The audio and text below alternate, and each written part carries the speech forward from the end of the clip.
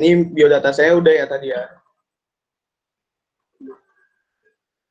Kesibukan saat ininya TA di PT PND, itu Nusa Group, atau di bawahnya Pusdatin Kementerian SDM, terus koordinator Badan Pengawas DMGI, dan juga koordinator ngajakin ngajar suaja masa kini, dan di Indogeo Enterprise, satu tim dengan Kak Nanda. Oke, sorry kelewatan.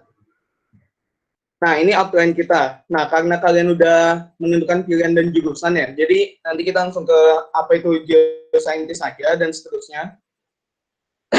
Oke, nah ini geoscientist. Nah, geoscientist, apa sih geoscientist itu? Nah, geoscientist adalah orang yang mempelajari bumi dari berbagai sudut pandang keilmuan dasar dan lanjutannya. Jadi, geoscientist, dia pokoknya tuh gampangnya keilmuan-keilmuan tentang bumi. Nah, di dalam itu ada geologis, berarti orang yang memperdalam geologi. Nah, geofisika, orang yang berdalam geofisika. Geografis, itu geografi. Geodetik itu orang yang memperdalam geodesi.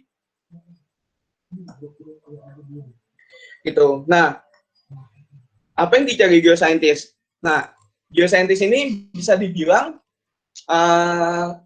terutama khususnya geofisika, dia tuh ibaratnya paranormal. Kita nggak tahu kondisi di bawah permukaan bumi kayak gimana, tapi kita bisa kayak meramalkan gitu, menerka-nerka. Tapi nggak cuman asal nebak, tapi ada perhitungannya, ada sesuai keilmiahannya, gitu. Oke. Nah, geofisika. Geofisika itu berasal dari kata geos dan fisik, yakni bumi dan juga fisika. Adalah bagian dari ilmu fisika yang mempelajari bumi menggunakan kaidah atau prinsip-prinsip fisika. Nah, yang saya tampilkan ini contoh anomali dari pengolahan data software geofisika. Nah, ini kok lingkupnya geofisika. Dia instrumentasi, komputasi, dan juga observasi. Makanya Pak Nafian itu pas tahun lalu presentasi labnya geofisika itu apa? Ya bumi itu sendiri adalah labnya geofisika. Gitu. Nah, kenapa di sini ada komputasi? Terutama Python. Di sini Python ini lagi hype banget sekarang untuk seorang geofisika gitu. Terus instrumentasi pasti kita pengambilan data di lapangan pasti memakai alat. Nah, geofisika tuh sebenarnya terbagi dua. Dia mitigasi bencana dan eksplorasi. Nah, ini contoh BMKG dan PVMBG adalah lembaganya gitu. Nah, sekarang juga dimulai banyak menggunakan pemetaan dan pencitraan daerah.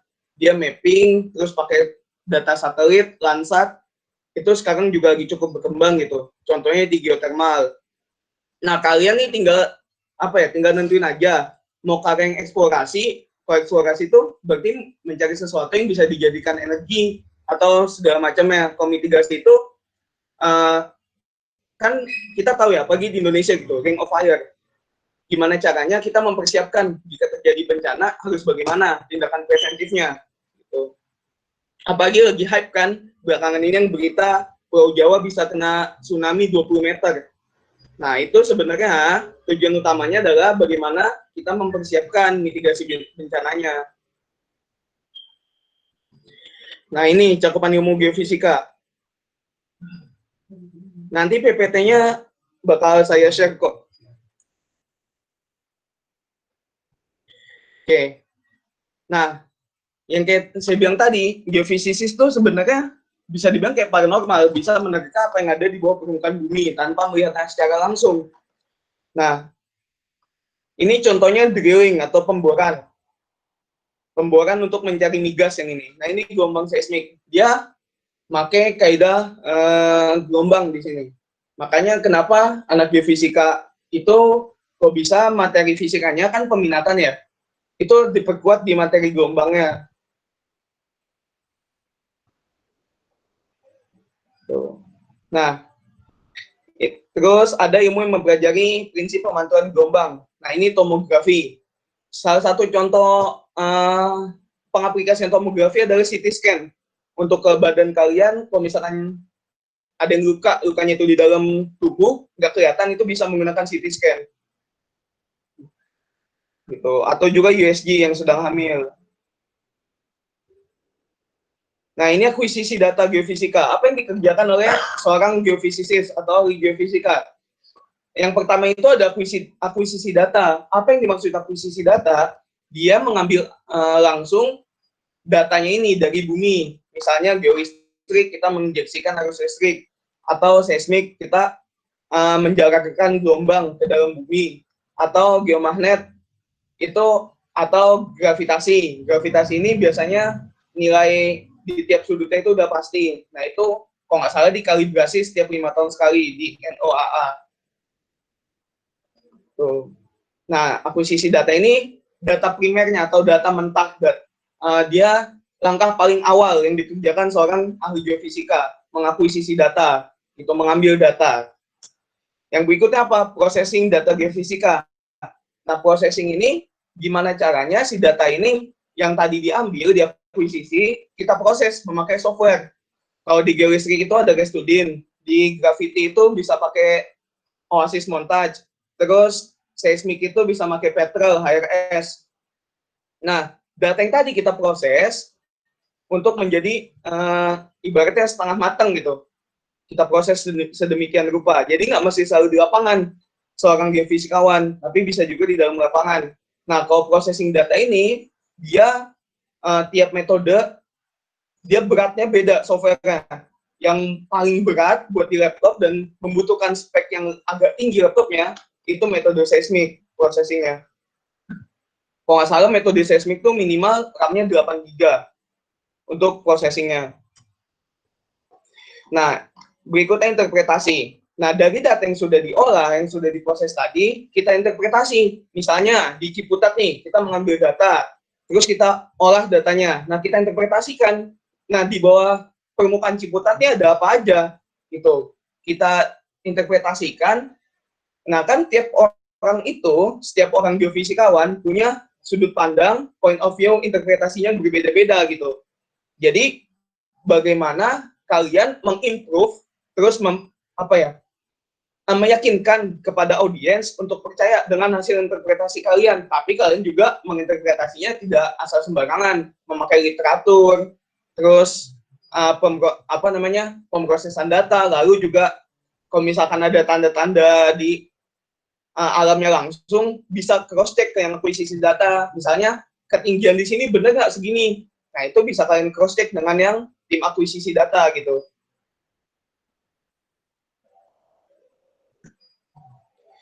Oke, ini contohnya. Contoh akuisisi data.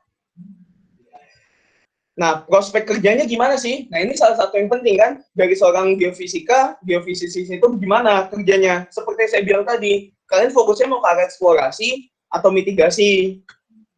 Nah, kalau industri oil and gas atau minyak dan energi, itu di Pertamina, Chevron, Total, BP, British Petroleum, El Nusa, tempat saya magang sekarang, PND.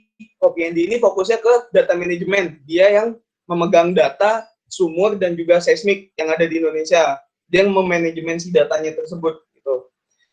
Di BUMN atau di industri pertambangan. Nah, kenapa minyak dan energi dan pertambangan itu beda? Karena dia ruang lingkupnya beda gitu. Kalau pertambangan, dia di bawah Geominerba, Kementerian SDM. Tuh, mineral dan tambang. Mineral, tambang, batubara, sorry. Nah, terus yang bawahnya ini non-industri. Dia lebih ke arah, biasanya itu mitigasi. Nah, itu ada lambangnya SKK Migas. Nah, SKK Migas ini kita sebutnya itu K3S, yang melaksanakan kerjasama gitu. Kalau misalkan Pertamina pengen mengakuisisi sahamnya mana, atau membeli blok mana, atau membeli lapangan mana, itu biasanya koordinasi dengan SKK Migas selaku K3S di Indonesia gitu.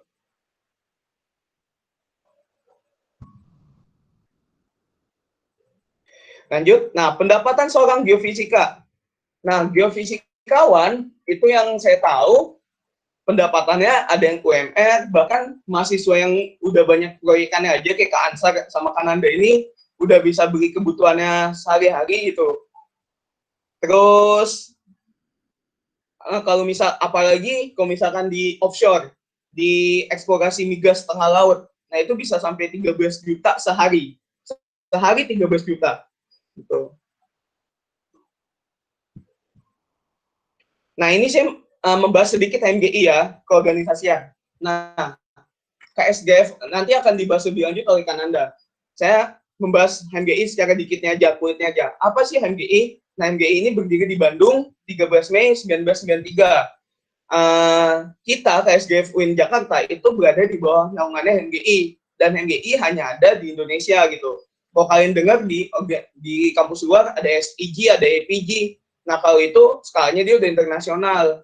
Nah, kampus lain apa ada cabang HMGI-nya juga? Ya, organisasi atau himpunan di kampus lain pun di bawah naungannya HMGI selama dia ruang lingkupnya geofisika gitu. Nah, saya sendiri di HMGI itu tahun kemarin dipercaya jadi wakil kepala divisi humas HMGI Pusat, dan tahun ini alhamdulillah jadi koordinator badan pengawas HMGI. Koordinator badan pengawas itu kurang lebih dia setara dengan presiden, dengan ketua HMGI, dan itu fungsinya itu kayak MPKPO kode kita di Himavi. Nah, wilayah kerja HMGI itu ada 6. Wilayah 1 tuh Sumatera, wilayah 2 tuh DKI Jabar Banten, wilayah 3 Jogja Jawa Tengah, wilayah 4 itu Jawa Timur, wilayah 5 itu Papua dan juga Sulawesi. Nah, di Nusa Tenggara itu belum ada. Gitu. Mungkin ada yang mau bikin wilayah 7 khusus Ciputat. Nah, ini HAGI. HAGI ini Himpunan Ahli Geofisika Indonesia. Kalau kalian udah jadi sarjana, itu kalian bisa jadi membernya HAGI, anggota HAGI gitu. Nah, yang saya tekankan di sini, di Indonesia tuh lengkap. Dari kalian jadi mahasiswa, sampai kalian jadi udah sarjana nanti, kalian ada naungnya, ada wadahnya gitu, untuk berorganisasi sebagai seorang geofisikawan. Nah, yang eventnya HAGI, yang tahunan, itu ada namanya PIT HAGI. Nah, PIT HAGI ini tahun ini karena terkendala pandemi dilaksanakan virtual. Nah, Kak Ansar ini kenapa saya ajak, dia merupakan salah satu student volunteer di PIT HAGI dan juga peserta paper di PIT HAGI, ikut lomba paper di PIT HAGI. Mungkin nanti bisa membagikan pengalamannya Kak Ansar. Bagaimana caranya prestasi yes, akademik juga yes gitu. Dan juga organisasinya juga tetap jalan, nggak berantakan. Itu gimana caranya? Nah, nanti Kak Ansar bisa mengupasnya secara lengkap. Nah, ini pentingnya berorganisasi. Nambah banyak relasi, memberikan ilmu baru, terus bersosialisasi dan melatih diri untuk mengeluarkan pendapat dan menerima kritik. Bahkan di HMG itu aja pernah membahas ADART waktu saya munas offline di Papua, itu dari pagi sekitar jam 8, selesainya itu jam 4 subuh besok harinya. Itu membahas ADART sama GBHK.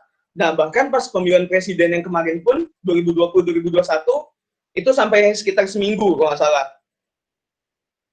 Nah, karena itu melatih kita untuk berkritik dan juga mengeluarkan pendapat kita gitu.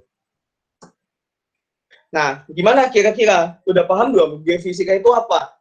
Nah, siapin deh pertanyaannya, nanti di sesi tanya jawab kita bahas semuanya gitu. Siapin dulu aja sesi tanya jawabnya mungkin, atau kalau takut lupa langsung bisa dikirim aja di room chat gitu, izin bertanya, terus pertanyaannya apa gitu. Nah, ini waktu saya presentasi penelitian KP, kerja praktik di Stasiun Geofisika Tangerang. Saya mengenai analisis kerapatan petir periode Januari sampai Agustus 2020. Nah, ini waktu dim magnetik, dia untuk mengukur magnetik absolut per detik gitu di daerah Kota Tangerang gitu. Nah, ini pengamatan hilal bulan Rabiul Awal kemarin bersama tim BMKG Tangerang di Pantai Tanjung Pasir. Terus ini pengamatan cuaca.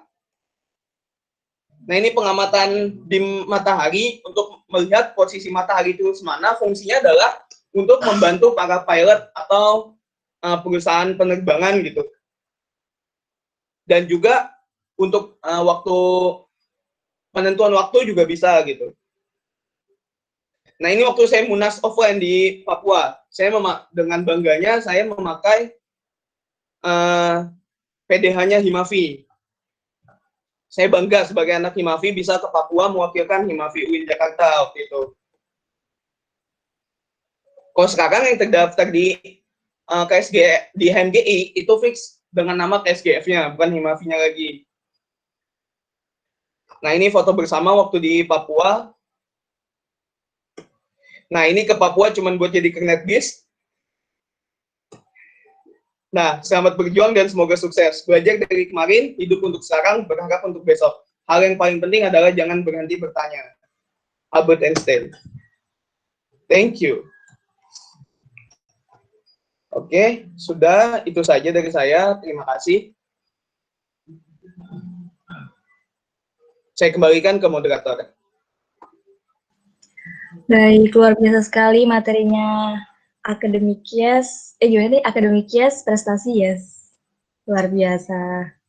Nah, itu tadi teman-teman kita lihat bahwa Kak Fadur ini selain aktif di selain akademiknya oke, dan dia juga aktif di mana-mana sampai bisa ke Papua membawa nama baik Himavi. Pastinya teman-teman juga pengen kan seperti itu, dan semoga kita semua juga bisa meniru langkahnya dari Kak Fadur ini, amin. Oke, langsung saja untuk pemateri yang kedua, kita ada Kak Nanda. Halo Kak Nanda. Ya. Halo. Ya. Halo Kak, aku bacain CV-nya dulu ya Kak ya. Ya. Oke. Langsung aja nih. Aku bacain CV-nya dulu ya Kak. Oke.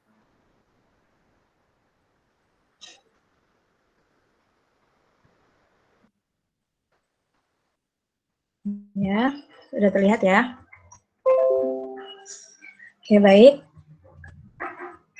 Kak Nanda, nama Nanda Rizky Permana, tempat tanggal lahir Jakarta 19 Januari 1998, laki-laki, agamanya Islam tentunya, belum menikah, jadi teman-teman yang berminat, monggo.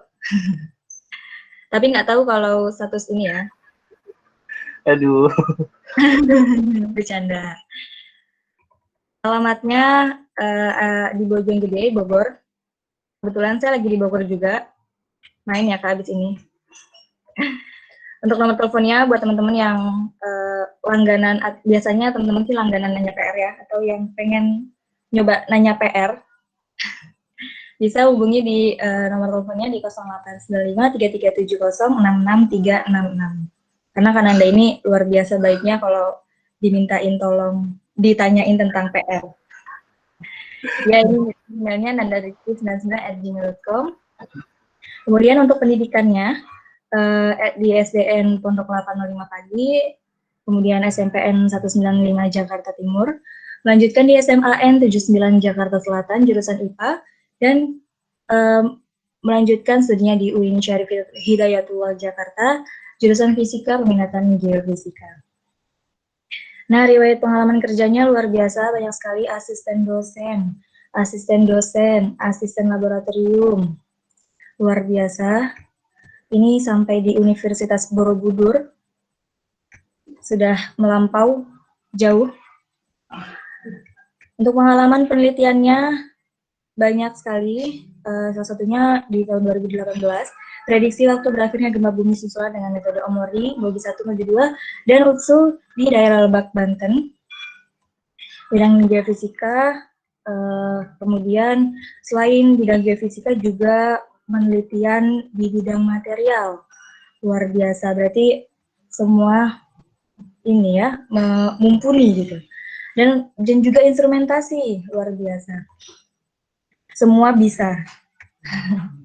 Nah, untuk karya ilmiahnya atau jurnalnya, ada jurnal Alfizia, salah satunya ada jurnal Alfizia, dengan judul Prediksi Waktu Berakhirnya Gempa Bumi Susulan dengan Metode Omori, Mobi 1, Mobi 2, dan UTSU di daerah Lebak, Banten. Setelah penelitian yang tadi, kemudian menerbitkan jurnal. Ada juga jurnal Fisika UNAN, dengan judul Pemetaan Struktur Batuan Dasar menggunakan metode energi Spectral Analysis Multi-Window Test. SSA, MWT, data gravitasi pada subcekungan skala. Kemudian peran dalam kegiatan kemahasiswaannya juga nggak kalah. Banyak sekali. Bisa teman-teman baca sendiri. Sampai mengisi seminar sebagai pemateri. Dan langganan pembuat soal di Olimpiade Sains Fisika, Osaka. Kemudian organisasinya pada tahun 2018 menjabat sebagai Ketua Kelompok Studi Geofisika UIN Jakarta. Luar biasa, keahliannya sangat banyak sekali. Skillnya tidak diragukan lagi. Oke, baik. Mungkin untuk mempersingkat waktu, tidak saya bacakan semuanya, mohon maaf. Mungkin langsung saja kepada Kananda Riki Permana, kami persilakan. Oke. Langsung aja ya. Assalamualaikum warahmatullahi wabarakatuh.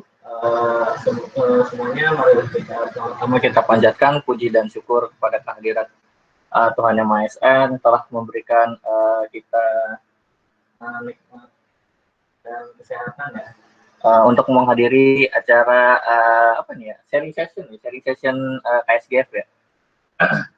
Oke, pertama-tama selamat datang untuk Ansar yang menyempatkan waktunya.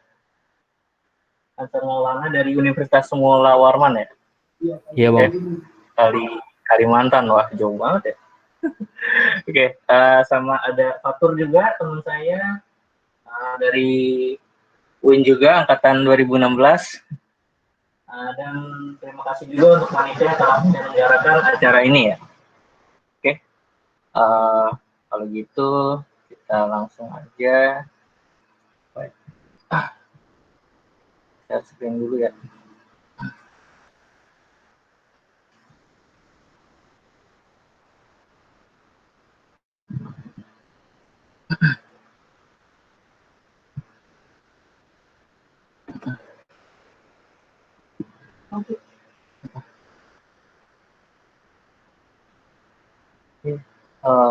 Kelihatan nggak ya saya share screen di sini?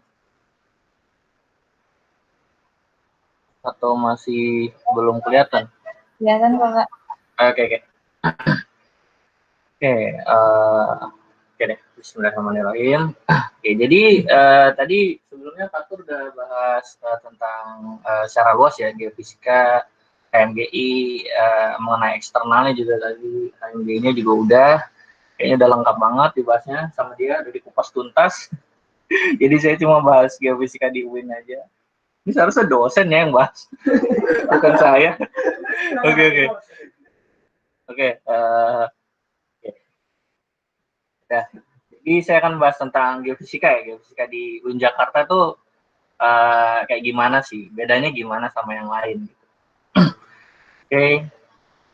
Lanjut aja. Oke. Pertama saya mau kenalin KSGF itu ya. KSGF itu sebenarnya apa sih?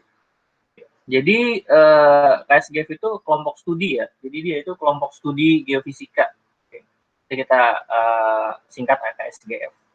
Oke, terus ada nama Al-Kalibi di situ. Sebenarnya waktu itu nama Al-Kalibi itu inisiatif ya dari angkatan saya itu adalah Bapak Geofisika ya, geofisikawan Muslim. Jadi kita taruh nama Al-Kalibi di situ. Jadi KSGF Al-Kalibi namanya kayak gitu. Oke, terbentuknya itu 17 Oktober ya, 17 Oktober 2012. Berarti udah 8 tahun ya. KSGF ini udah 8 tahun. Oke. Tadi kita tahu ya, dia itu sebuah organisasi atau kelompok ya, studi peminatan geofisika di Jakarta. Oke, jadi ya cuma buat peminatan geo aja gitu. Oke, terus kenapa dia dibentuk? Oke, kita bentuk ini tuh karena kita butuh ya, kita punya relasi sama HMGI gitu. Karena kalau kita bawa nama Himavi juga kayaknya kurang enak aja gitu kan. Karena kan kita lebih ke geofisikanya ya, udah dari geofisikanya kita buat aja KSGF, nah itu untuk relasi dengan HMGI ya, Himpunan Mahasiswa Geofisika Indonesia. Jadi seperti itu kenapa kita buat, karena kita butuh ya ada relasi dengan HMGI. kayak gitu. Kalau untuk material dan instrumentasi, untuk saat ini saya juga masih belum tahu sih ya, ada induknya juga, HMGI atau bagaimana, itu saya masih kurang tahu.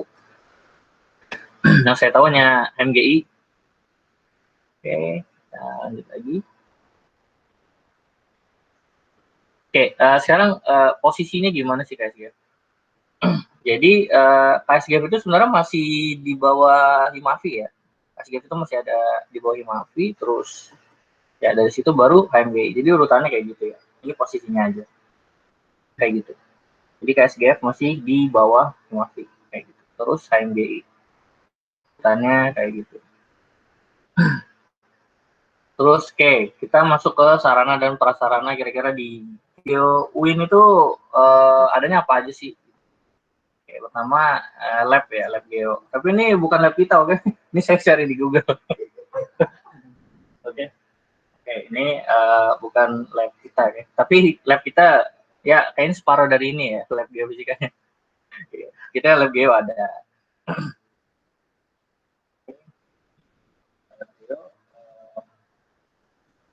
Ya ini ya. Oke, kita juga ada alat itu geolistrik ya. Satu itu alat geolistrik itu yang model baru itu namanya IRIS ya, IRIS resistivity. Kita punya ini satu buah, oke. Dan beserta perintilan-perintilannya, elektrodanya, palunya, kabelnya dan lain-lain. Oke, terus juga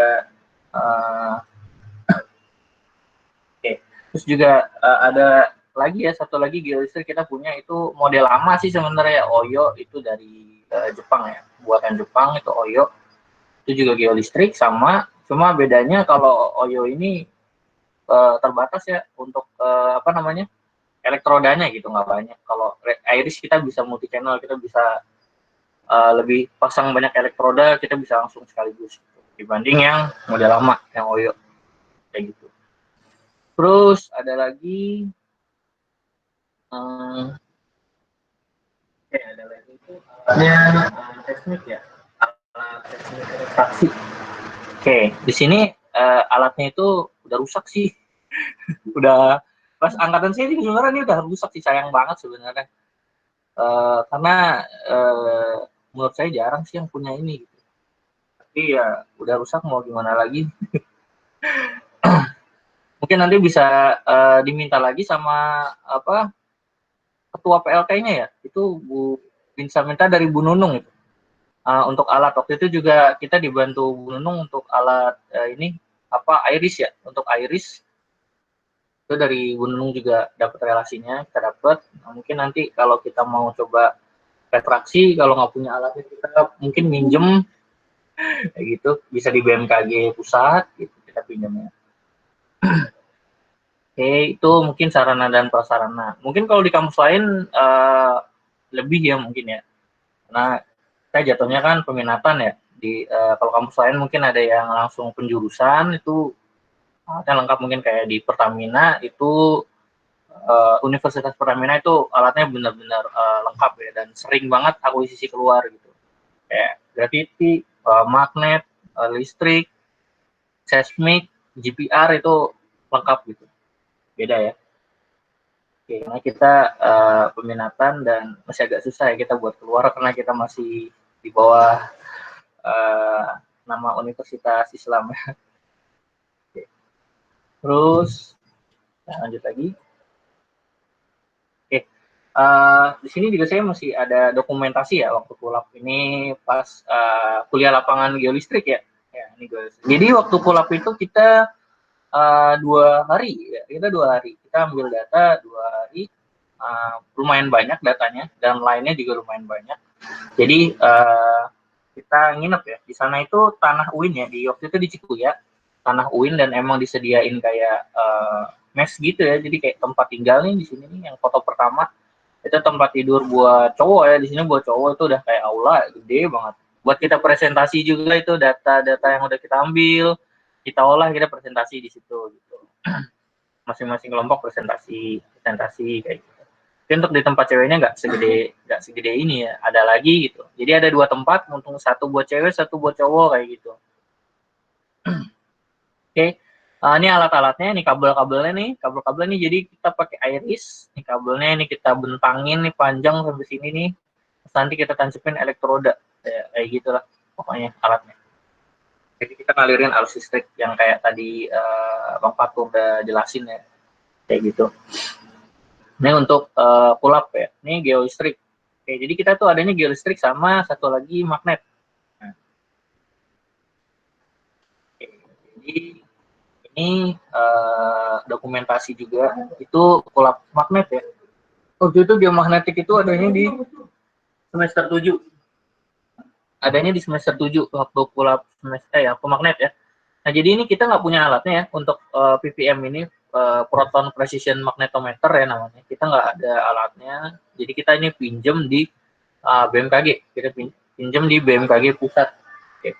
Jadi itu pinjamnya include alat plus operatornya. Jadi mas-mas yang baju biru ini operatornya itu sama ya, kita sewa juga alat plus mas-masnya gitu operatornya. Oke. Jadi ini alatnya nih untuk membaca nilai anomali magnetnya. Yang ini alat yang kita bawa-bawa itu tiangnya nih, alat-alat tiang ini kita bawa.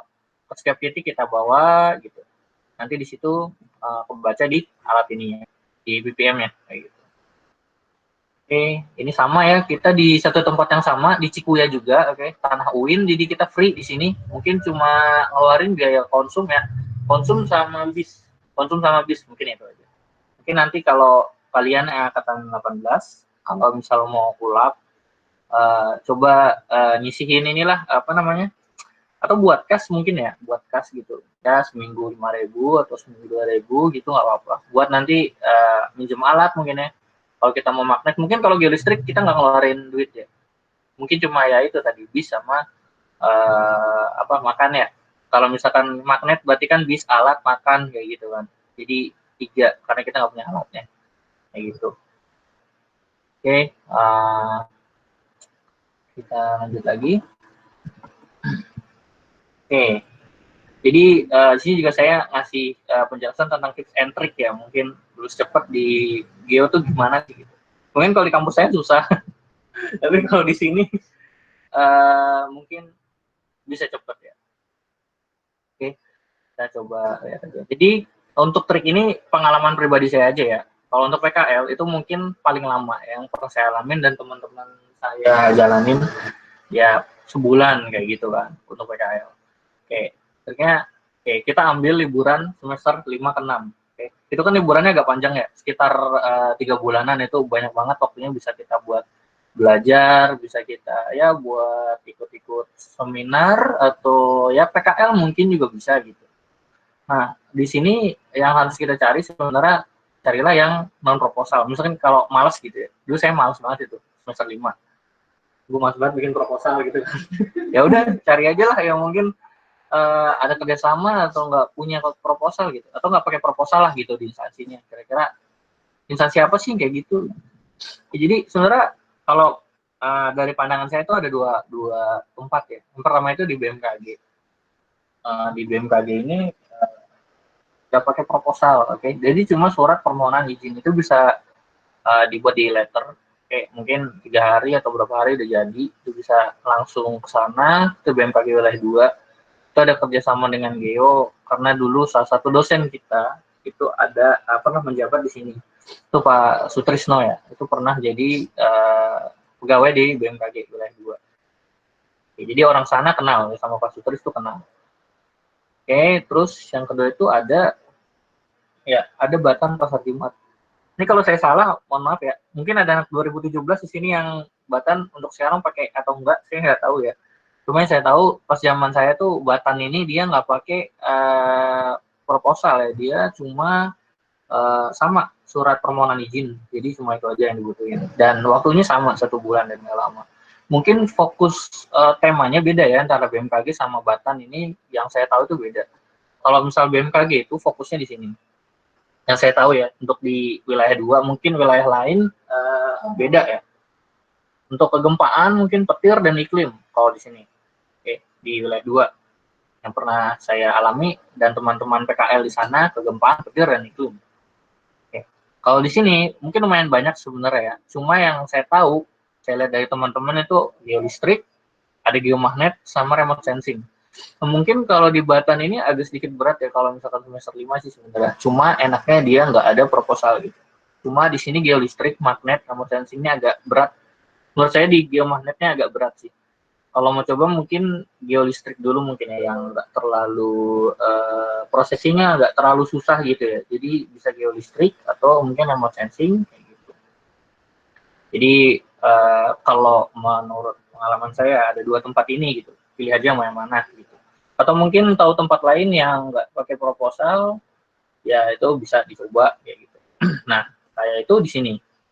Oke, waktu itu saya di BMKG wilayah 2. Oke, nah, oke. Jadi gue ini PKL di BMKG nggak sebulan, cuma 20 hari.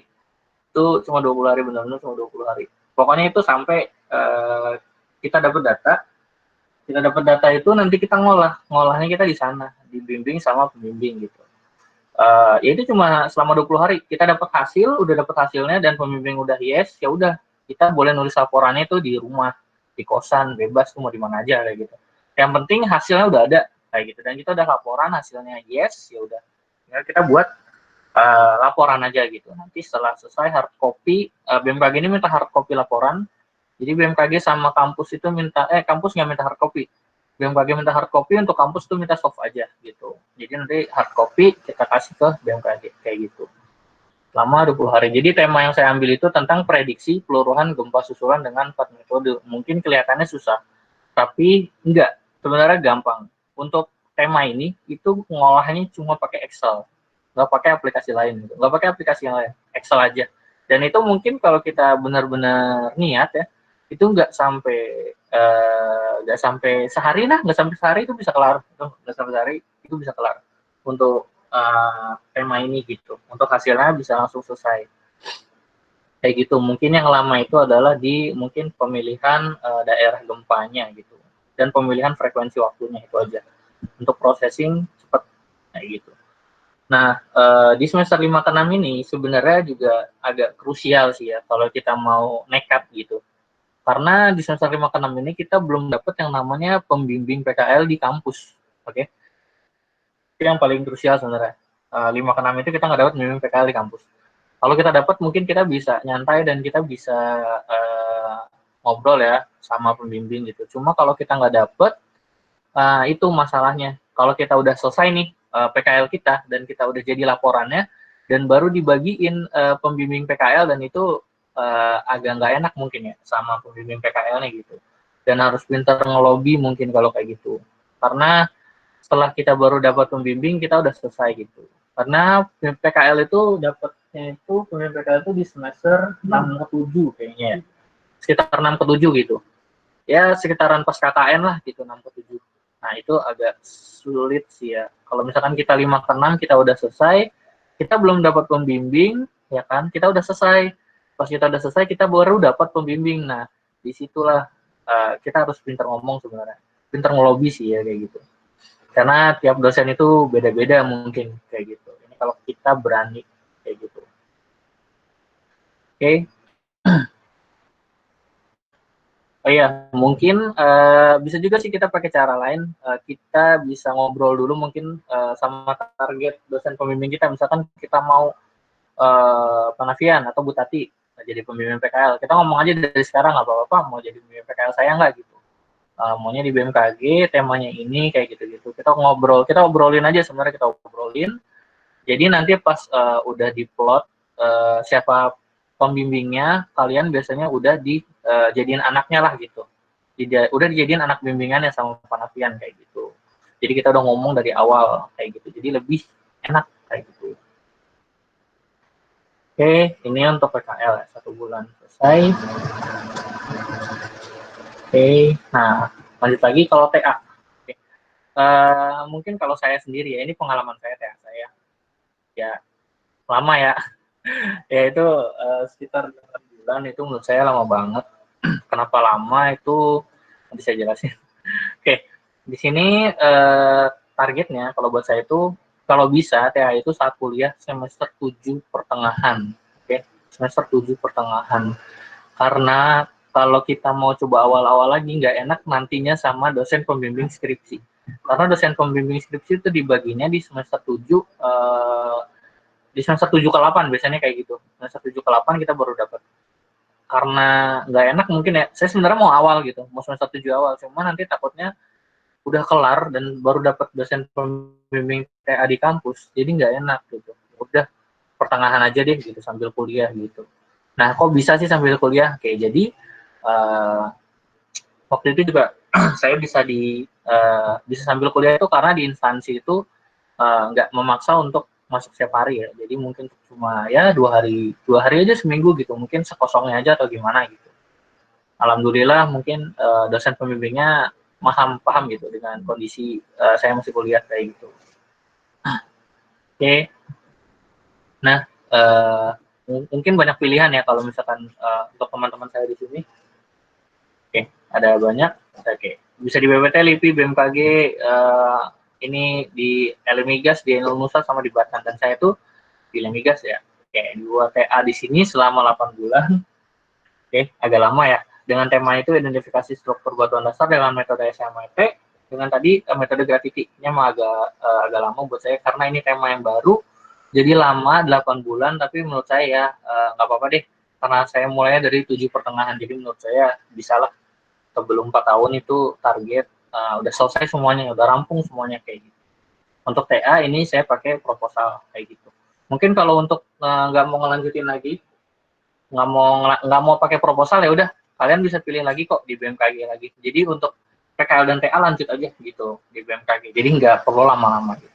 Tapi ini untuk saya 8 bulan, teman-teman juga ada, teman saya juga ada yang lebih cepat, mungkin 3 bulan, 4 bulan, 5 bulan tuh lebih cepat gitu. Ya itu pilihan kalian nantinya kayak gimana. Oke. Ya, mungkin ya segitu aja pembahasan dari saya. Thank you. Oke, sekian dari saya. Wabillahi taufiq wal hidayah. Wassalamualaikum warahmatullahi wabarakatuh. Waalaikumsalam. Waalaikumsalam warahmatullahi wabarakatuh. Terima kasih Kananda atas materinya. Terima kasih, kita udah dikasih tips dan trik supaya lulus cepat ya. Terima kasih banyak nih Kak. Nah, oke, langsung aja nih, kita udah kedatangan pemateri kita dari jauh banget, dan kesini datang di acara sharing session kita. Tersanjung sih. Oke, kalau gitu langsung aja nih, saya akan membacakan CV-nya terlebih dahulu.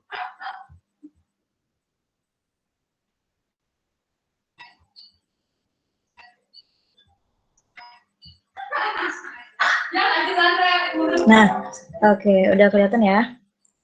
Namanya Ansar Maulana, mahasiswa geofisika. Oke, data pribadi dulu ya. Lahirnya di Samarinda pada 4 Mei 2000, tahun 2000. Agama Islam dan sekarang tinggal di Suwandi 4, Samarinda, Kalimantan Timur.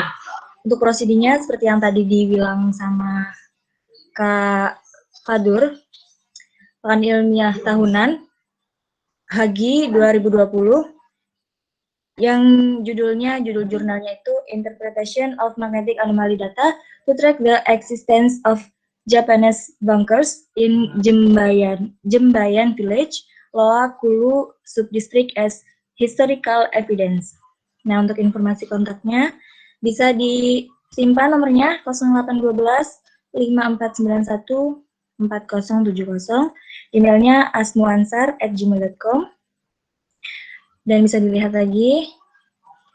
Nah, untuk latar belakang pendidikannya, S1 di jurusan Fisika, Fakultas MIPA Universitas Mula Warman. Untuk aliyahnya di Madrasah Aliyah Miftahul Ulum Anggana, Kabupaten Kutai Kartanegara. MTS-nya di MTS Miftahul Ulum Anggana, Kabupaten Kutai Kartanegara. Dan SDN-nya di SDN 333 Tangkoli, Kabupaten Wajo, Sulawesi Selatan. Untuk riwayat organisasinya juga nggak kalah aktif ya, dari pemateri-pemateri yang lain luar biasa. Kepala Divisi Hubungan Eksternal HMGI tahun 2020 sampai 2021 pada saat ini ya, masih menjabat, luar biasa. Kepala Divisi lagi eksternal, luar biasa, anggota divisi eksternal, dan Wakil Ketua UKM Olahraga FNIPA. Nah, untuk prestasinya juga nggak kalah luar biasa. Juara 2 Geodesain Poster di Presisi Universitas Hasanuddin. Juara 3 KTI Nasional Festival Fisika Universitas Mula Warman.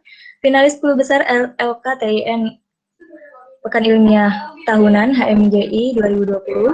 Dan juga sebagai delegasi Kecamatan Anggana sebagai pemuda pelopor 2020. Luar biasa untuk kepanitiaannya. Student volunteer PITHG 2020, Ketua Mahakam Fisika 2020, Kepala Divisi LO Festival Fisika 2019, dan pengalamannya juga sudah luar biasa. Proyek Geofisika Situs Muara Rekaman 2020, Asisten Praktikum Seismik 2020, Asisten Praktikum Geologi Struktur 2020, Asisten Praktikum Geologi Dasar 1920, dan Asisten Praktikum Fisika Dasar 2019. Luar biasa. Langsung saja nih teman-teman pasti sudah penasaran oleh pemateri kita yang ketiga ini. Langsung saja kepada Kak Ansar, kami persilakan. Halo, cek. Assalamualaikum warahmatullahi wabarakatuh. Selamat siang semuanya. Semoga dalam keadaan sehat Siang, ya. Kak. Ya, pertama saya ucapkan terima kasih kepada KSGF UIN Jakarta, dan terima kasih juga kepada rekan saya itu Saudara Fatur, dan terima kasih juga kepada Bang Nanda tadi ya. Mungkin untuk materinya itu mungkin sudah dilibas semua ya sama Bang Fatur dan Bang Nanda, dikupas tuntas. Nah, kalau dari saya sendiri itu mungkin apa ya? Ya kita sharing aja sih ya, kayak santai aja gitu. Kita dulu cek dulu. Bang Fatur.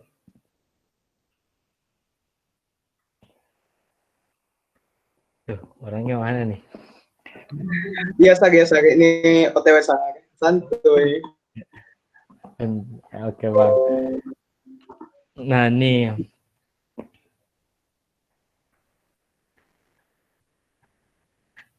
maaf sebelumnya nih, saya buat PPT sederhana banget soalnya semalam, tapi nanti saya improvisasi saja ya. Jadi di sini tuh kan teman-teman sudah ada yang semester, oh ya maaf dulu, di sini angkatan berapa saja ya? 2018, 2019, 2020, 2017 juga ada. Oke, oh ya, saya sendiri 2017.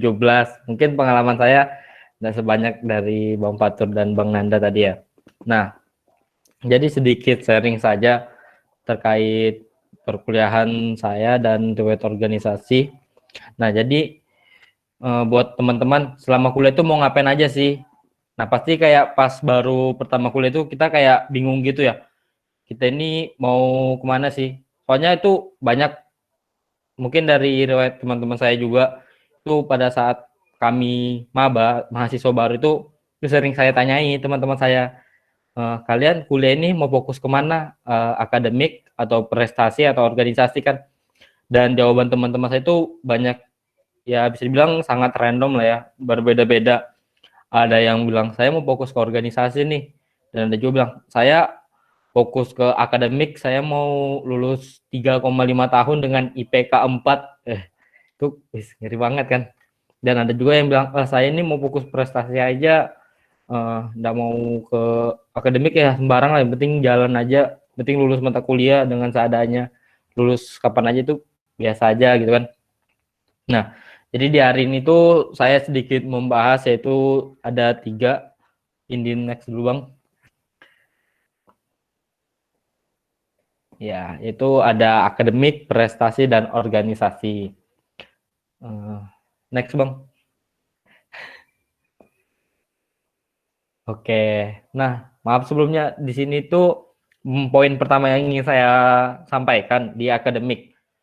Ini maaf sebelumnya karena slide-nya kosong, tapi saya usahakan untuk mengimprovisasi agar teman-teman dapat ya dari poinnya. Jadi di akademik ini itu biasanya mungkin kurang lebih sama ya, hampir semua universitas itu memiliki standarnya itu di IPK ya.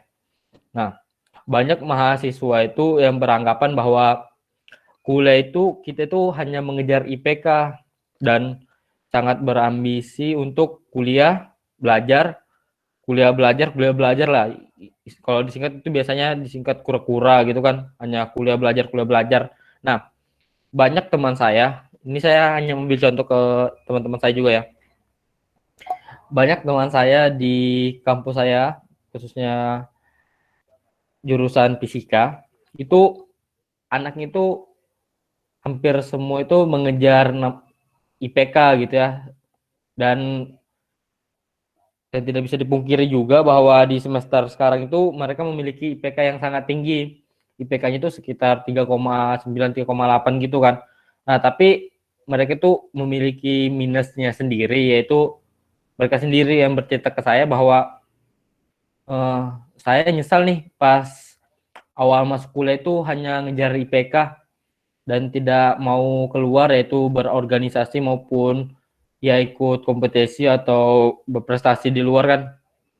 Nah, terus tuh saya kayak nanya kan, bukannya target pada saat kamu masuk kuliah itu untuk ngejar akademik ya, untuk meningkatkan IPK atau apa gitu kan. Nah, dari teman saya itu, ini saya buka aja ya, ternyata IPK itu tidak menjadi apa ya, standar bagi teman-teman yang ingin. Contohnya itu misalnya nih, kayak kita ini kan pasti sebagai mahasiswa itu ingin KP atau PKL itu di perusahaan yang kayak Pertamina EP, Chevron atau Elnusa ya kan. Nah, itu banyak teman saya yang memiliki IPK-nya tinggi dan minim riwayat organisasi dan prestasinya itu kayak kesusahan untuk masuk ke instansi seperti Pertamina dan Chevron gitu kan. Dan mereka itu tanda kutip itu ya hanya ngejar instansi yang kayak beda dari bidangnya gitu, jauh dari bidang geofisika, yang penting lulus cepat gitu kan. Soalnya target mereka di awal itu ya memang akademik, yaitu mengejar IPK dan lulus 3,5 tahun. Nah, itu juga banyak dari rekan-rekan, bukan rekan-rekan ya, dari alumni di kampus saya yang lulusnya mungkin cepat, 3,5 sampai 3,7 itu kan masih terbilang cepat ya. Nah, tapi setelah mereka lulus, mereka itu nggak tahu dia harus mau kerja di mana. Kan itu dari kami kan, dari divisi eksternal itu kan biasanya meminta data dari alumni ya. Nah, banyak dari alumni kami itu yang bekerja di luar bidang yang dia misalnya di geofisika kan, tapi bekerjanya lain di geofisika gitu kan. Itu kayak sayang banget gitu kan. Padahal pas kuliah itu kan kita menargetkan ingin bekerja di bidang keahlian kita, yaitu geofisika gitu kan. Nah, gitu sih yang untuk akademik. Mungkin nanti kalau mau lebih detail mungkin nanti di sharing di sesi tanya jawab aja ya. Maaf banget nih. Oke, bisa di next Bang.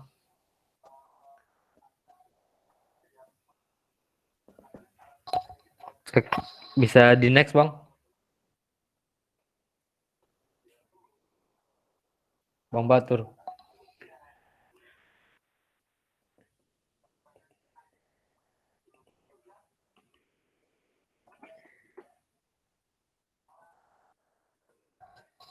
Cek.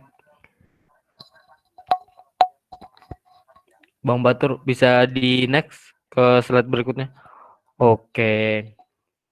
Ya, di sini mungkin saya akan sharing ya beberapa prestasi. Mungkin teman-teman di sini atau kakak dan abang ya, kayak Bang Batur dan Bang Nanda itu mungkin prestasinya lebih wow lah ya dibanding saya. Nah, pertama untuk kita ya, untuk kita yang masih mahasiswa yang terbilang masih ada kuliah, itu untuk mengejar prestasi itu cukup berat ya. Soalnya kita harus mengimbangkan waktu kuliah dan waktu untuk mengejar prestasi tersebut. Nah, jadi saya sendiri itu ada menerapkan dalam hidup saya, yaitu setidaknya dalam sehari itu luangkanlah waktu sejam untuk menulis apapun itu yang Anda tulis gitu. Nah, jadi bisa dibilang hobi saya itu menulis dan membaca gitu kan. Nah, sedangkan untuk di kondisi pandemi ini, kita itu bisa mengikuti beberapa event atau lomba yang tidak perlu kita keluar kota gitu kan. Jadi cukup menggunakan platform Gmeet atau Zoom gitu kan. Nah, sehingga tidak mengganggu perkuliahan kita. Beda pada saat kita kuliah offline yang dimana kita harus izin kampus, misalnya kita mengikuti lomba di luar daerah itu harus izin kampus untuk mengikuti perlombaan tersebut. Nah, itu ada trik juga dari saya. Mungkin udah tahu ya kalau di UIN itu setiap mata kuliah itu ada jatah bolosnya enggak gitu. Nah, kalau saya itu ini apa ya, kayak ceritanya gitu. Jadi saya itu memanfaatkan jatah bolos saya untuk mengikuti kayak perlombaan kayak keluar daerah itu kan. Soalnya kalau kita ndak pinter ya untuk mengolah jatah bolos, kita tuh bisa ngulang mata kuliah, itu sangat sayang banget kan. Bakal jatuh di akademik kita juga, dan sedangkan kita tuh ingin meraih semuanya, yaitu akademik, prestasi, dan organisasi. Nah, jadi biasanya di kampus saya itu satu mata kuliah itu minimal tidak hadir 3 kali. Nah, jadi saya betul-betul memanfaatkan tuh, misalnya ini pernah terjadi pas saat saya berangkat ke Jogja itu ya, yang Joint Convection itu kebetulan eventnya itu banyak banget di sana. Jadi ya saya manfaatkan jatah bolos saya itu selama 2 minggu dan saya semua kejar event yang ada di Jogja tersebut kemarin. Jadi itu pintar-pintar kita sih ya untuk mengatur memanage waktunya gitu. Tapi kalau saat pandemi seperti ini tuh kayaknya lebih gampang deh ya, soalnya nggak perlu keluar, kita bisa ikut event yang dilaksanakan di kampus-kampus lain gitu. Oh iya. Nah, jadi sedikit tips juga dari saya, yaitu teman-teman bisa memulai menulis apapun yang ada di ide atau di kepala teman-teman, itu tulis saja dulu. Walaupun kalian belum tahu nih apa judulnya kan, itu ditulis saja. Oke. Nah, selain itu juga teman-teman nggak harus tahu dulu di mana teman-teman mau daftarkan tulisan teman-teman itu di perlombaan apa ya kan. Tapi rampungkan saja tulisan teman-teman, itu teman-teman buat dengan baik, susunannya rapi, dan ketika ada event yang menurut teman-teman, wah kayaknya tulisan saya layak nih masuk di sini, ya udah coba saja admit, misalnya abstraknya kan submit aja situ abstraknya. Nah, kalau misalnya sudah lulus kan berarti teman-teman bisa langsung fokus ke pembuatan full papernya gitu kan. Kalau misalnya kalau di bidang poster, teman-teman bisa langsung fokus ke bidang posternya. Kemudian teman-teman bisa dibilang lebih siap dibanding teman-teman yang lain gitu kan. Soalnya teman-teman sudah menyiapkan tulisannya lebih awal. Nah, jadi teman-teman bisa lebih fokus ke pembelajarannya sehingga di tahap presentasi itu apa ya, tidak gugup lagi lah intinya. Gitu. Oh ya, maaf ya kalau materi dari saya agak nggak jelas ya, tapi nanti kalau di sharing tanya jawab bisa aja kita diskusi. Oke. Bisa next Bang. Cek Bang Patur.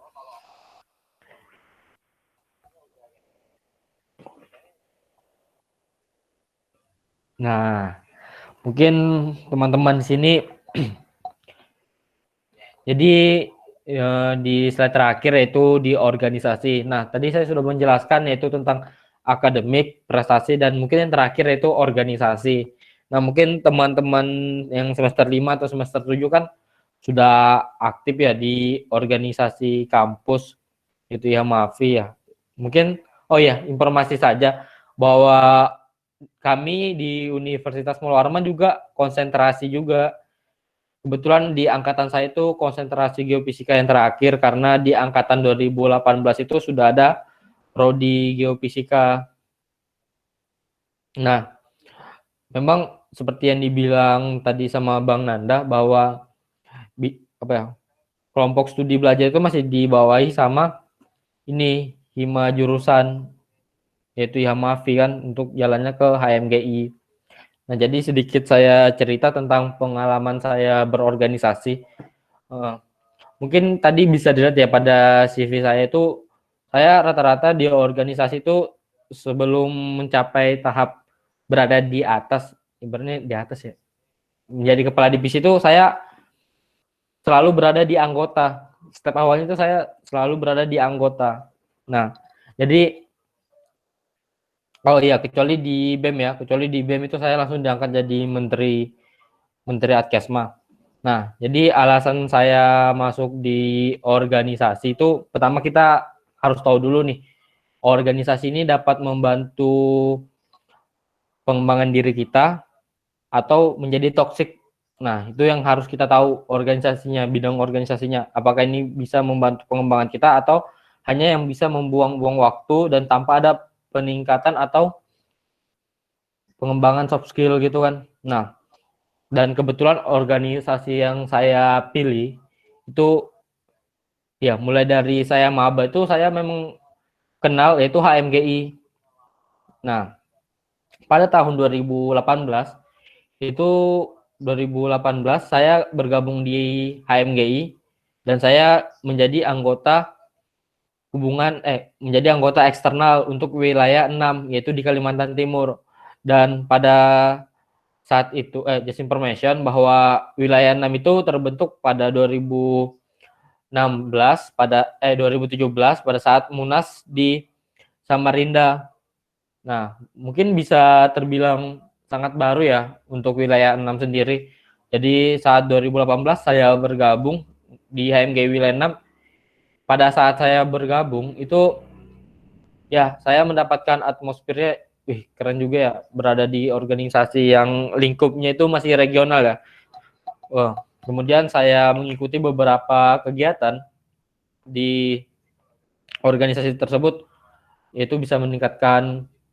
Nah, ya ini yang saya tadi bilang kan, kita harus melihat juga organisasinya dapat meningkatkan soft skill kita apa tidak gitu kan. Dan kebetulan menurut saya di HMG ini saya merasa kayak mendapatkan apa yang ingin saya capai gitu ya, kayak relasi. Kan betul ya seperti yang dibilang Bang Nanda tadi bahwa alasannya diadakan KSGP ini untuk menjalin relasi ke HMGI. Itu juga saya sangat rasakan ya teman-teman. Selama 3 tahun di HMGI itu kayak relasi itu sangat banyak gitu ya. Contohnya saja pada saat saya kemarin ke Makassar, itu saya berangkatnya sendirian. Itu saya kayak, wah saya harus kemana nih? Saya kayak bingung kan. Saya harus hubungi siapa nih ke sini kan. Ke panitia juga nggak enak kan kalau langsung ke panitia. Ya udah saya iseng buka grup HMGI, saya infokan ke teman-teman sana.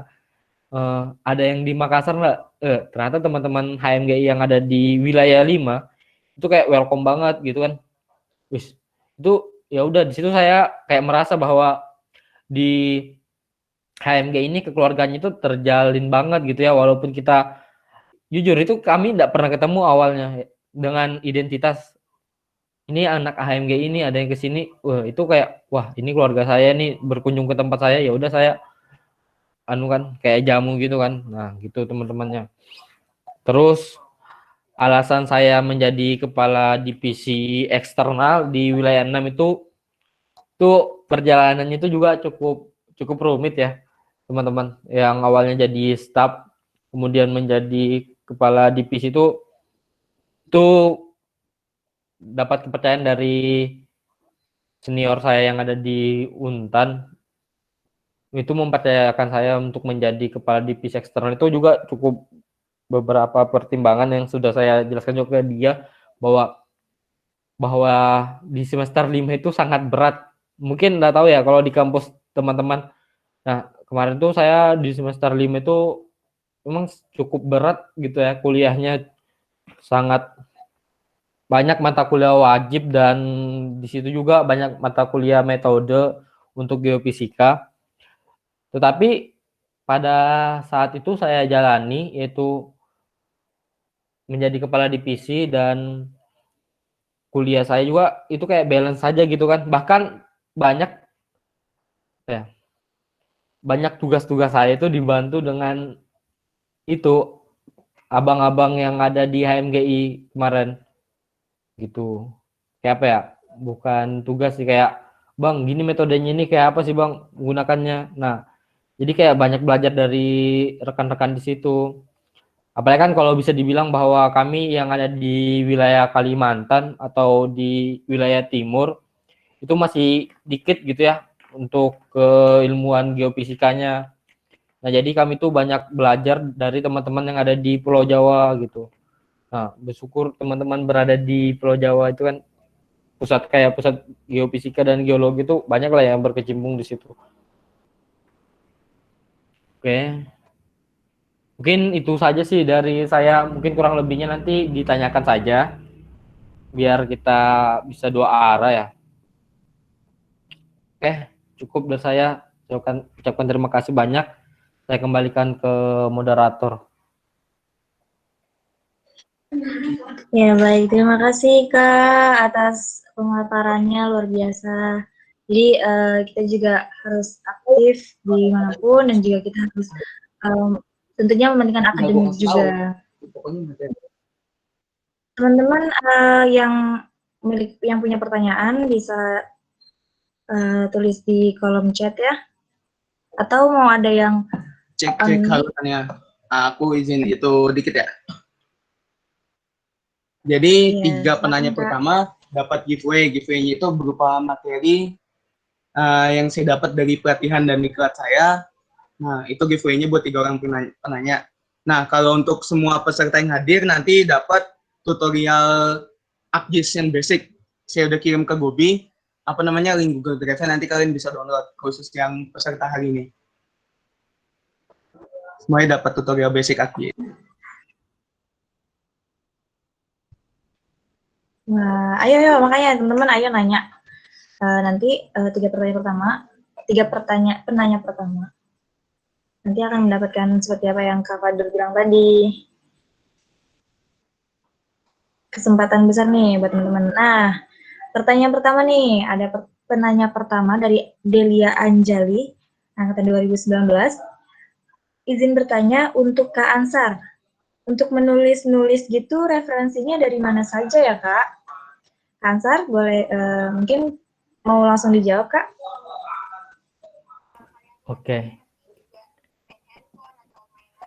Oke, terima kasih kepada Delia ya.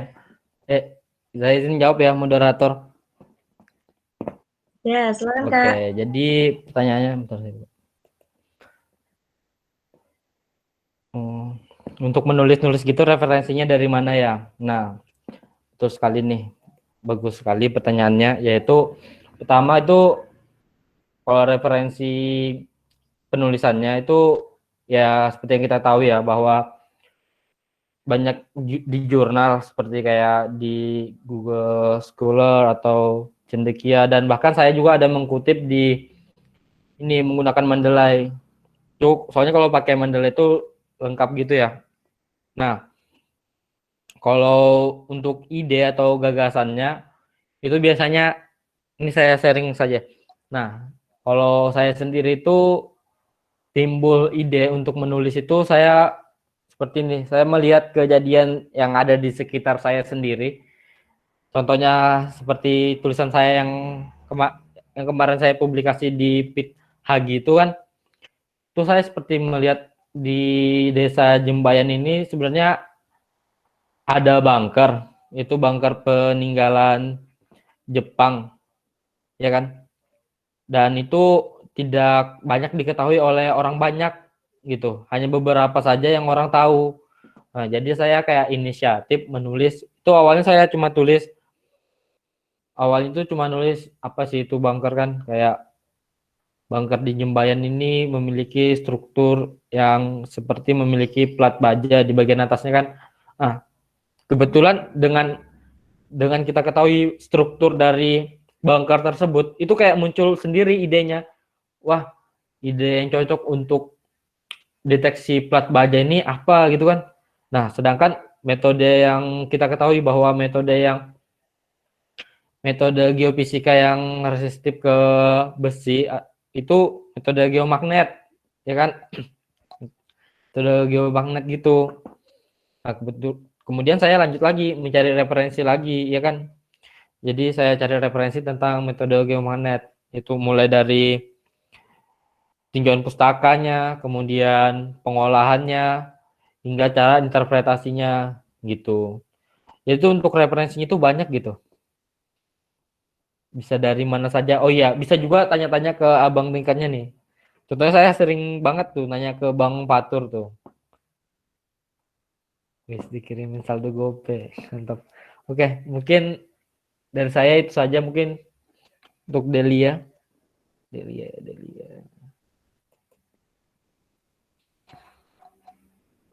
Oke, baik.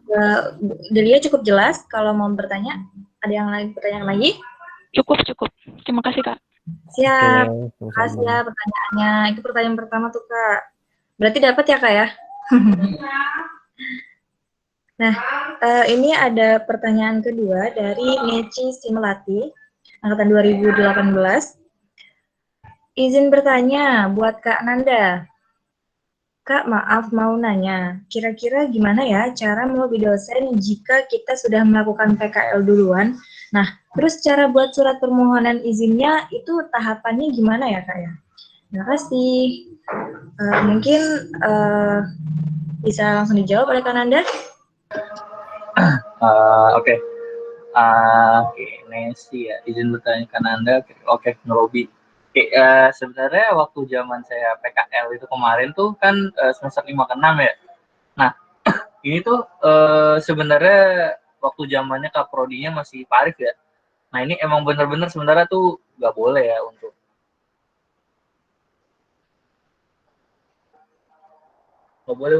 apa namanya mulainya itu semester 5 ke 6 gitu. Sebenarnya nggak boleh gitu. Untuk sama Pak Arif tuh benar-benar nggak boleh. Cuma menurut saya ya udah dicoba dulu aja gitu kan.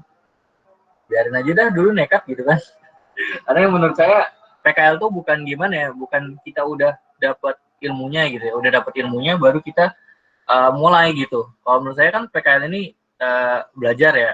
Saya juga mau belajar gitu. Mungkin di semester 5 udah dapat beberapa mata kuliah, terus saya udah tahu mungkin fokusnya BMKG kemana, jadi saya mau coba gitu untuk di BMKG gitu. Ya udah, pokoknya itu dicoba nekat aja dulu gitu kan, belum dapat pembimbing PKL juga.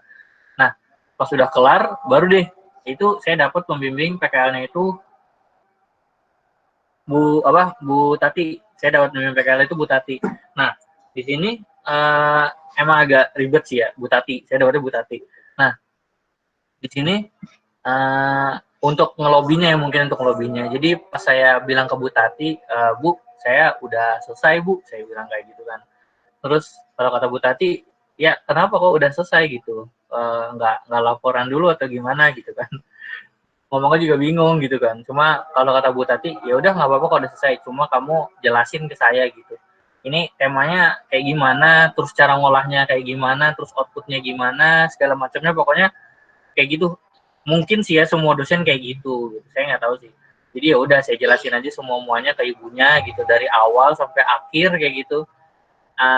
Lebihnya kayak gitu sih mungkin. Cuma kalau pembimbing lain saya nggak tahu ya kalau pembimbing lain. Cuma kalau Bu Tati waktu itu saya kayak gitu pas sudah dapet dia agak kaget juga sih karena ya yang Geo di sini tahu Bu Tati seperti apa.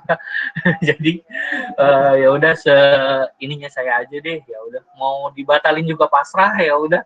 Cuma ya udah akhirnya saya beranikan diri tuh untuk ngomong segala macamnya. Bu, saya di sini niatnya sebenarnya mau belajar gitu kan, bukan untuk apa ya namanya, kalau ilmunya udah lumayan baru kita terjun ke PKL, enggak gitu sih sebenarnya. Intinya belajar sih, kita dapat ilmu banyak di sana kayak gitu.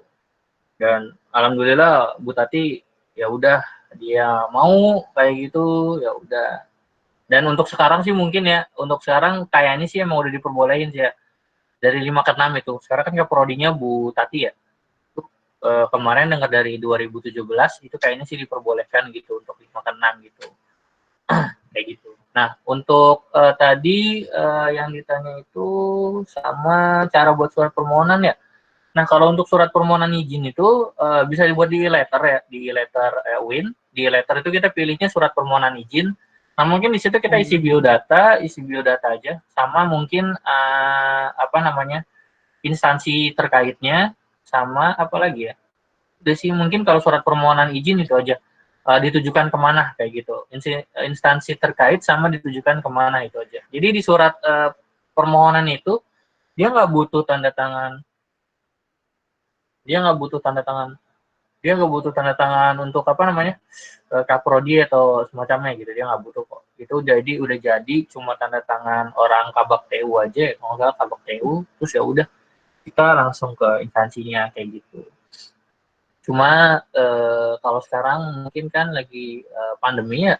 Kalau lagi pandemi mungkin agak susah juga sih, dan nggak semua mungkin ya nggak semua tempat itu dibuka PKL gitu kan.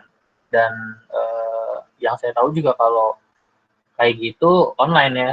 Jadi ada beberapa instansi yang melakukannya itu online gitu. Kayak mungkin kayaknya sih sekarang di BMKG online juga, di BMKG di sini online, tapi BMKG yang di Tangerang itu udah mulai offline. Dia beberapa emang udah ada yang mulai offline, ada yang online juga gitu. Mungkin bisa tanya-tanya ke angkatan 2017 gitu. Kira-kira yang udah mulai offline dan online kira-kira yang mana kayak gitu. Untuk buat surat permohonannya nggak sulit kok. Cuma isi data diri, ditujukan kemana, sama instansi terkaitnya kayak gitu. Dia nggak nulis tema segala macam, nggak kok. Kalau permohonan skripsi itu baru kita tulis tema. Kalau untuk PKL enggak. Nanti yang nentuin di sana, pembimbingnya kita nentuin, atau kita yang mau nentuin juga nggak apa-apa. Kayak gitu mungkin.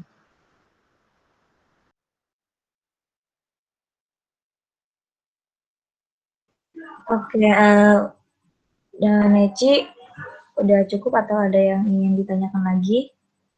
Oke, makasih Kak. Makasih Kak Nanda. Selanjutnya ini, ya pakai Neci. Selanjutnya ini ada yang open mic untuk bertanya dari Doni Ihsan Widodo, angkatan 2018. Dipersilahkan kepada Doni untuk open mic.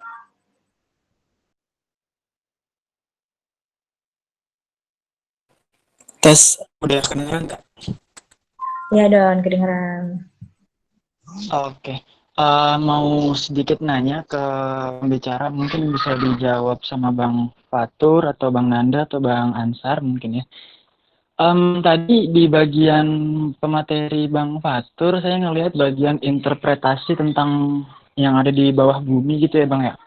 Nah, di sini saya pengen nanya sedikit tentang sebuah kasus yang ada di Sidoarjo, Jawa Timur Bang. Nah, di situ kan ada sebuah semburan lumpur panas yang kita sebut sebagai lumpur lapindo gitu. Nah, beberapa tahun lalu sih, itu forum geofisika ya, entah namanya apa, saya lupa. Intinya mereka merilis bahwasanya kenapa lumpur tersebut bisa keluar karena terjadi kesalahan saat pengeboran gitu. Nah, di sini kita sebagai orang awam sih, kalau saya sih sebagai orang awam gitu ya di geofisika, kenapa hal itu bisa terjadi gitu? Apakah ada kesalahan di bagian processing datanya atau akuisisi datanya, atau ada kesalahan di bagian uji coba metodenya gitu? Mungkin bisa dijelaskan kenapa sebabnya gitu Bang? Terima kasih. Itu aja sih Kak.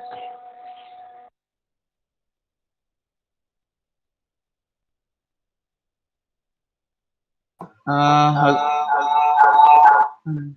halo moderator, udah boleh saya jawab? Iya Kak, silakan Kak. Yang pertama-tama saya mau nambahin dulu jawaban dari Ansar tadi. Untuk apa namanya literatur itu gimana? Udah di-share juga lewat Silvi waktu itu HMGI Study Box. Nah, itu program kerjanya MGI. Literatur untuk materi apapun tentang geofisika ada di situ lengkap, dan itu free download tanpa kalian harus bayar apapun. Bisa ngakses kapanpun juga dan dimanapun juga kalian bisa ngakses gitu. Nah, terus juga mau namain juga yang proposal tadi. Nah, kalau kan katakan Anda itu ada yang nggak pakai proposal. Nah, ada juga yang pakai proposal. Mungkin yang contoh yang pakai proposal nanti saya kirim buat Bobby buat di-share ke angkatan kalian. Nah, kalau proposal itu butuh tanda tangan pembimbing kalian. Dan kalau instansi yang pakai proposal, itu kalian mesti sabar-sabar gitu. Biasanya, misalnya kalian mau KP di bulan Januari 2021, nah kalian 3 bulan atau 4 bulan sebelumnya, itu kalian harus sudah nge-apply, nge-approve proposal kalian, CV gitu.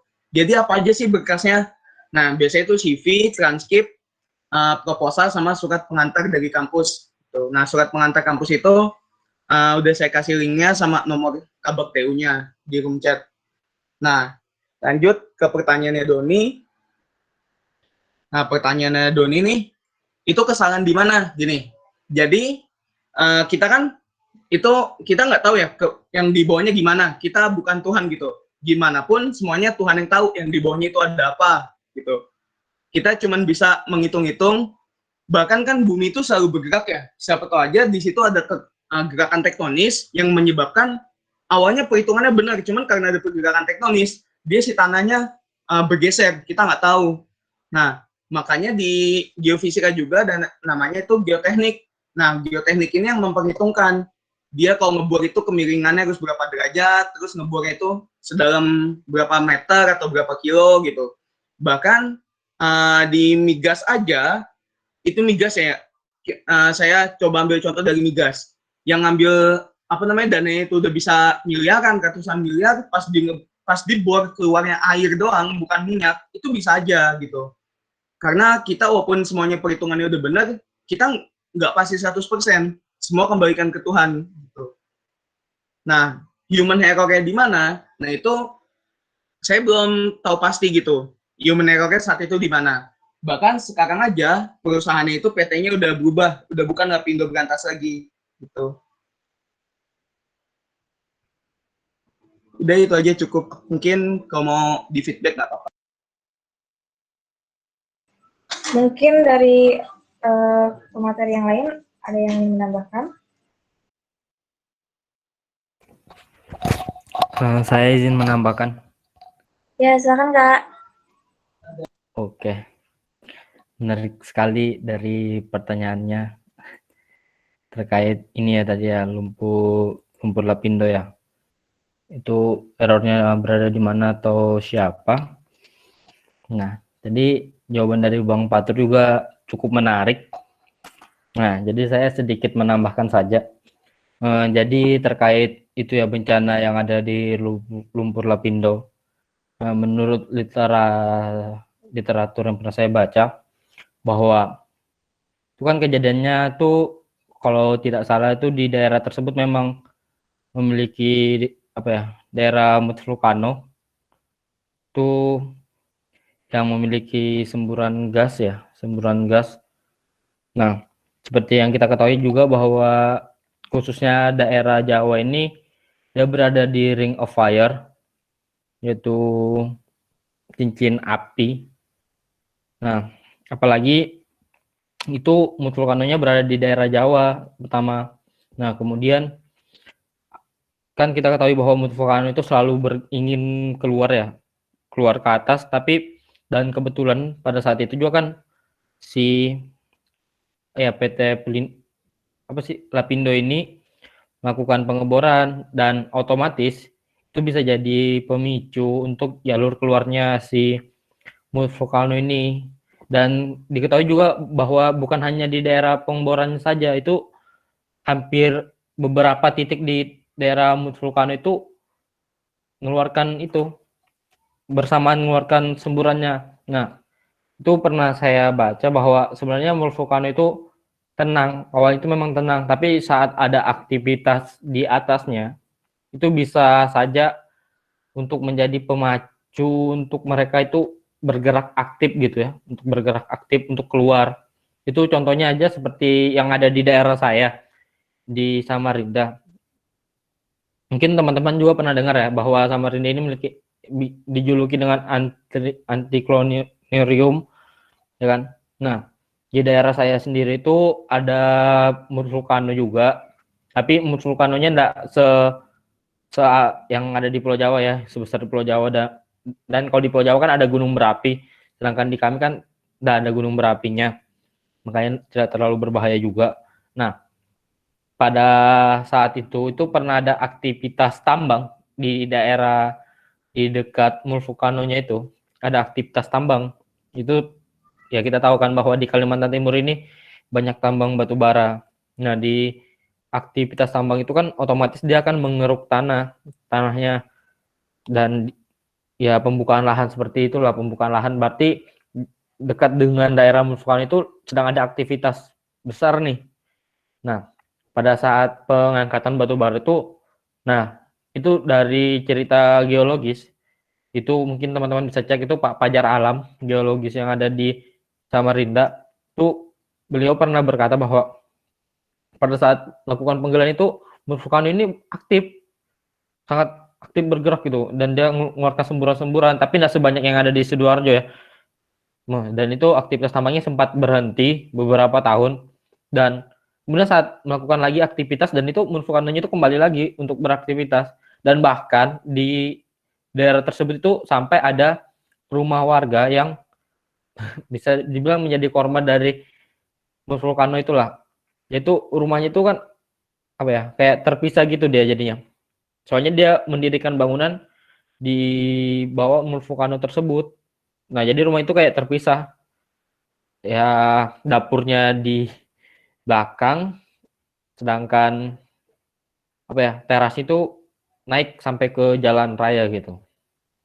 Nah, gitu. Itu sebenarnya bisa dibilang lain kesalahan penuh dari apa ya, geologisnya atau perusahaannya, itu juga respon alam ya, kalau bisa dibilang itu dari respon alam.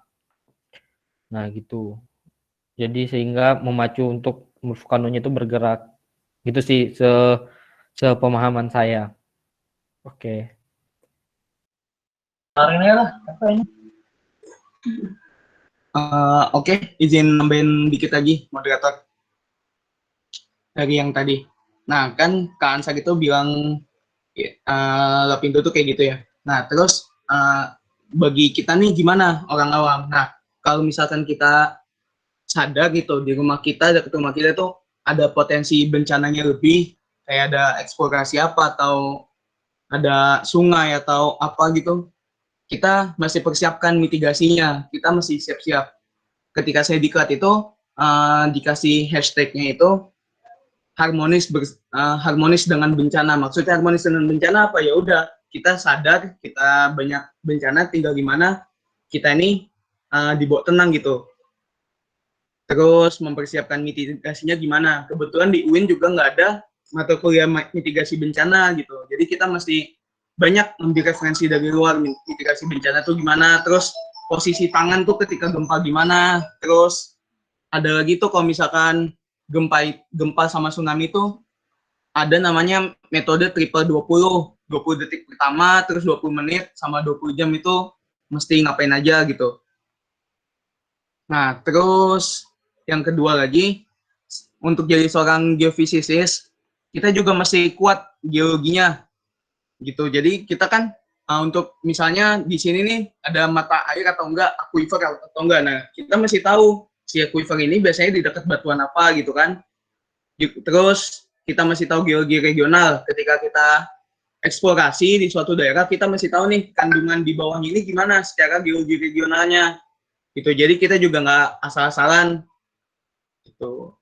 Terus juga untuk yang apa, eksplorasi itu sebenarnya sekarang bagaimana sebuah perusahaan itu dia memperkuat di AMDAL-nya gitu, dia dampak terhadap lingkungannya itu apa, itu harus diperhatikan juga oleh perusahaan-perusahaan sebenarnya gitu.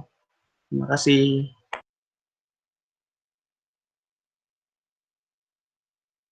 Ya, terima kasih Kak. Untuk Doni, apakah sudah cukup? Iya, udah Kak. Makasih, insya Allah jelas. Makasih buat pembicara. Oke, terima kasih. Teman-teman ada yang ingin bertanya lagi? Oh ya, saya mau mengingatkan juga, jangan lupa isi absensi ya, yang udah dikirim di kolom chat. Terima kasih. Ini kirim lagi nih ya, biar takutnya teman-teman ada yang baru bergabung.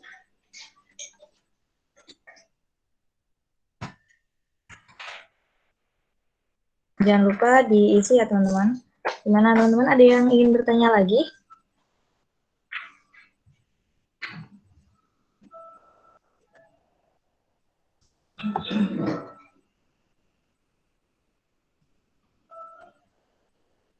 Kata gitu yang biar aja dong. Kalpi mau nanya Kalpi.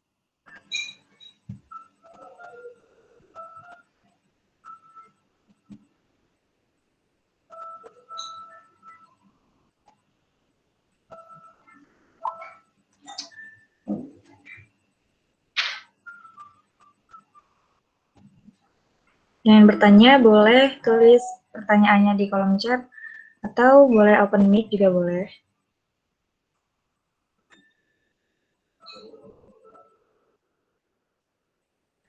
Oke, mungkin pemaparan dari tiga materi kita udah cukup jelas, jadi teman-teman juga sudah punya gambaran gitu untuk kedepannya. Alhamdulillah. Kalau begitu mungkin kita akan mengakhiri.